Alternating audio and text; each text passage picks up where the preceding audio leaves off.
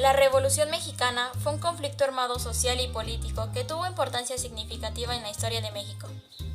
Esta lucha dio inicio el 20 de noviembre de 1910 y se considera que la promulgación de la Constitución mexicana puso fin en febrero de 1917. Sin embargo, la lucha se promulgó más tiempo antes de que el país se estableciera.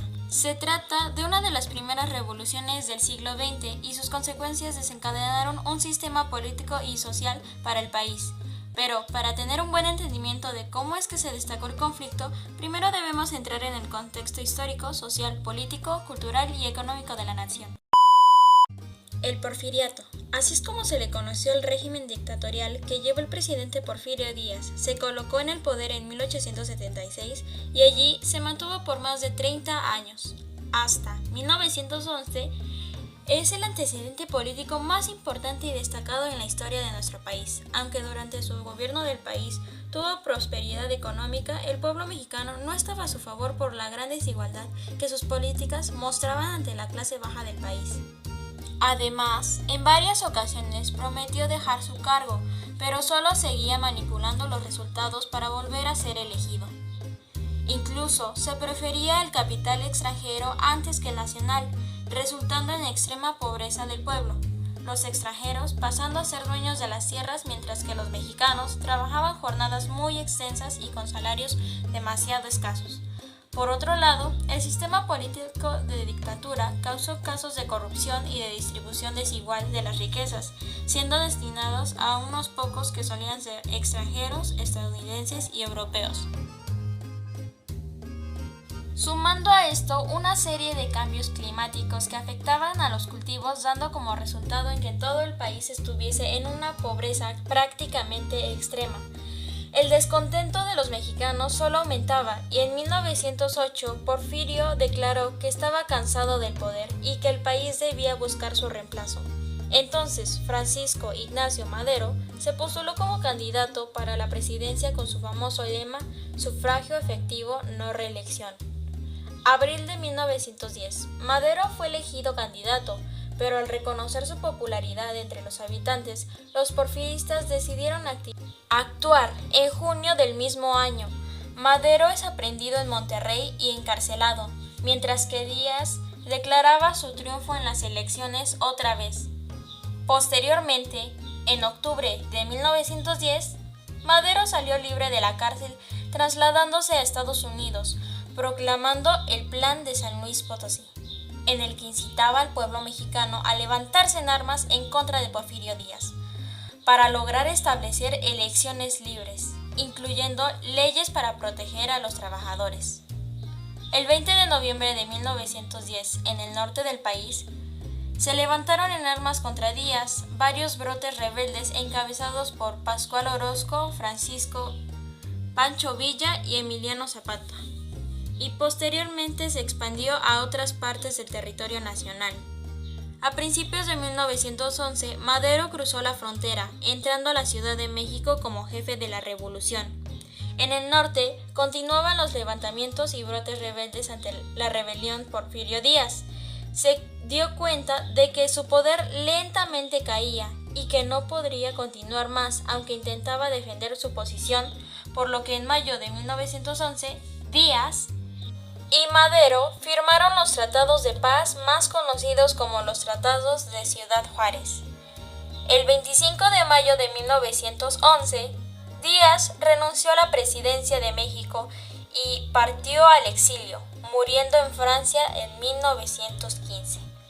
El 7 de junio de 1911, Francisco I. Madero hizo una entrada triunfal en la Ciudad de México, dando fin al porfiriato.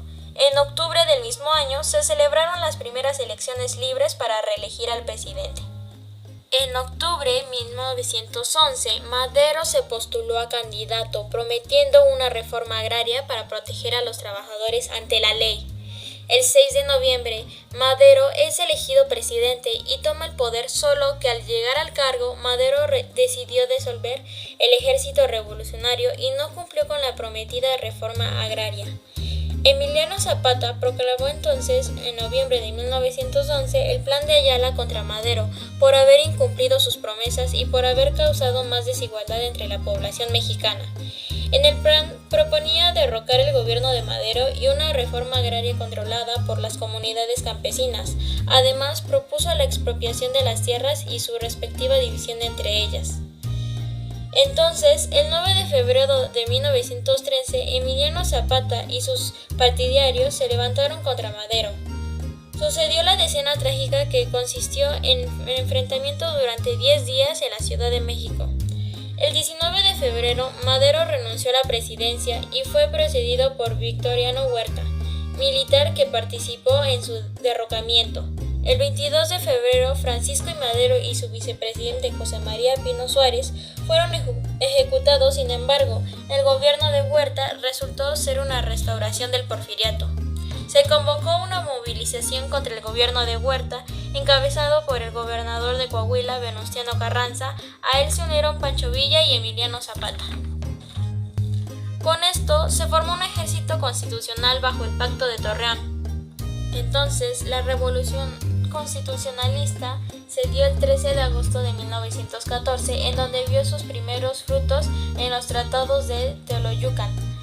Huerta, por otro lado, decidió disolver la Cámara de Diputados, la cual había sido electa de manera libre. Finalmente, en junio de 1914, Huerta renunció a la presidencia y huyó del país. Ya en octubre de 1914 comenzaron las sesiones de la Convención Revolucionaria en la Ciudad de México. Convocados por Carranza, buscaba evitar la ruptura entre los distintos grupos revolucionarios y las reformas que debían implementarse. A esta convención asistió el general Álvaro Obregón, quien luchó junto a Carranza contra el gobierno de Huerta. La convención continuó sus sesiones en Ciudad de Aguascalientes y se le pidió a Carranza entregar el poder de la presidencia del país. Se eligió al teniente coronel Eulalio Gutiérrez, pero Carranza no reconoció la elección de la convención.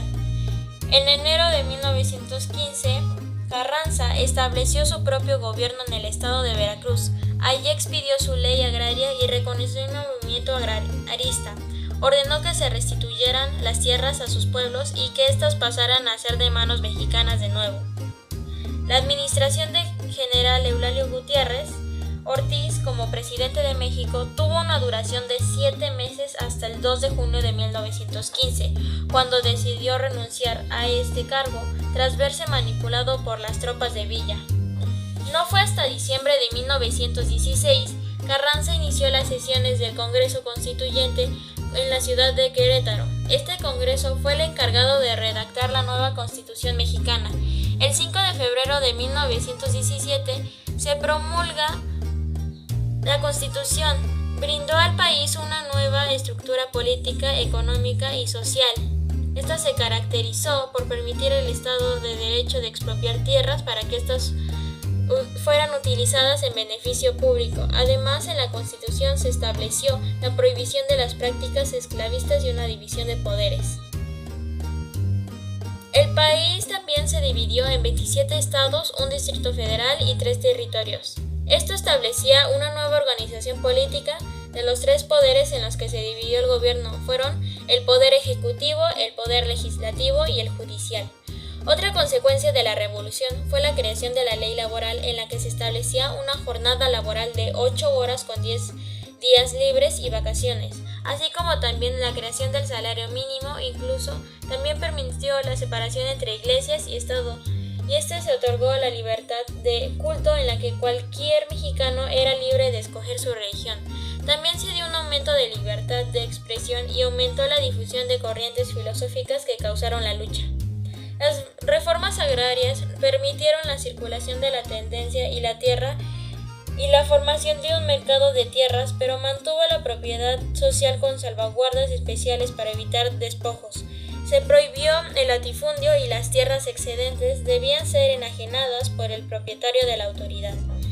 Gracias a todo esto podemos conocer uno de los hechos más importantes de nuestro país. Esto ha sido todo, gracias por prestar atención. Espero que este video les haya ayudado a comprender más sobre nuestra historia desde la Revolución Mexicana.